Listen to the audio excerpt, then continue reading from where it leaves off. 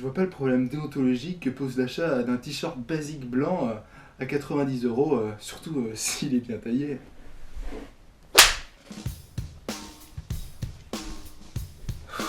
Les hipsters. Me t'imites pas un peu Norman là? Rends l'argent.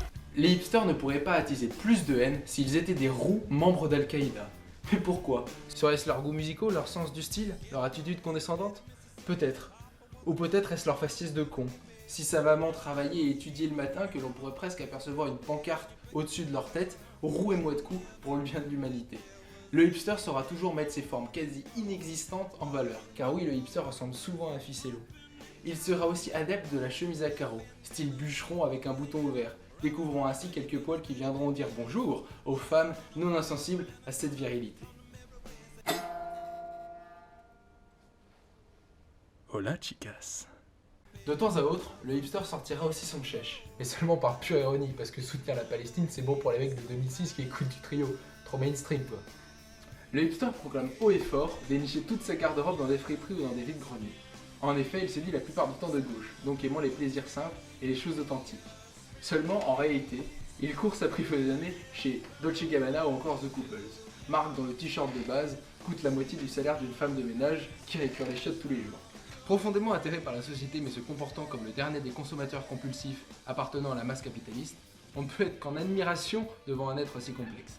La culture du hipster est avant tout ce qui lui permet de briller en société. Et comme chacun le sait, moins on en a, plus on l'étale. Le hipster souhaite se démarquer à tout prix. Il n'hésitera pas à vous faire découvrir sa bibliothèque musicale, qui sera presque exclusivement composée de chansons d'artistes indépendants, quasiment inconnus, beaucoup trop underground. Et c'est justement pour ça que les hipsters les écoutent, car dès qu'ils acquièrent ne serait-ce qu'un chouïa de notoriété, ils sont bons pour la poubelle. Le hipster citera une de ses phrases fétiches dont il détient le copyright unique. Ouais, mais je te disais, de toute façon, je connaissais ce groupe avant qu'il soit connu. Ou encore, y a que le premier album qui était bien, le nouveau c'est de la merde. Notons aussi que le hipster préfère les versions vinyles de ses chansons favorites, et possède chez lui un lecteur de 45 tours.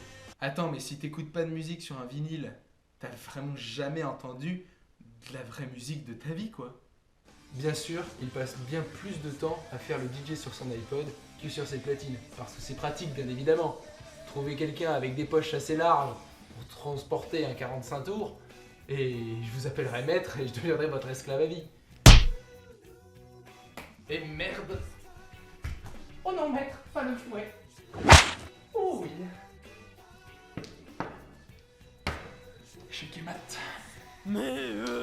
En cinéma, le hipster sera friand du réalisateur sorti tout droit du cosmos, proposant des longs métrages aussi étranges que leur patronyme. Il regarde avec nostalgie les films de Stanley Kubrick ou de David Lynch, réalisateurs semi-hipster dont il connaît les films par cœur. Tim Burton et Quentin Tarantino? Beaucoup trop mainstream, c'est pour la populace de bas étage. Le hipster, putain d'utopiste de merde, comme dit précédemment, est donc préoccupé par les problèmes de société de son pays, notamment le cas des sans-abri. Certains hipsters se sentiront tellement concernés par les SDF que l'on constatera un phénomène d'assimilation vestimentaire plutôt étonnant. Vous, oui vous là, derrière votre écran, je vous sens légèrement tendu. Serait-ce parce que vous êtes reconnu dans certains points évoqués précédemment?